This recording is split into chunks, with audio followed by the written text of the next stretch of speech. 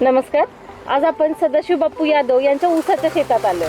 तर आपण बघू शकतो की ऊसामध्ये जे पॅरामीटर्स चेक केले जातात, ऊसाची जाडी असेल, त्याची कांडीची लेंथ असेल, दोन पेऱ्यामधलं अंतर, आणि सर्वात महत्त्वाचं म्हणजे आपल्याला माहिती येते म्हणजे आपली माती अतिशय भुसभुशीत झालेली आहे.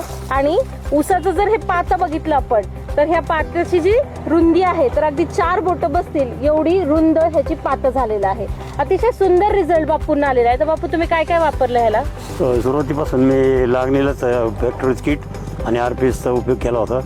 आणि स्टार्टला आपलं गोरिच प्रोम त्याच्या 2 बॅगा असं लागणीला वापरलं आधी.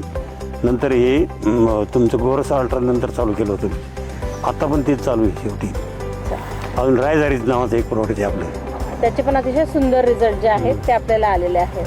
तर आपले प्रोडक्ट हे मातीसाठी वरदान आहे हे सिद्ध झालेलं आहे. कारण बापूंनी ज्यावेळी हे प्रोडक्ट वापरायला सुरुवात केली त्यावेळेस त्यांनी माती परीक्षण केलं होतं.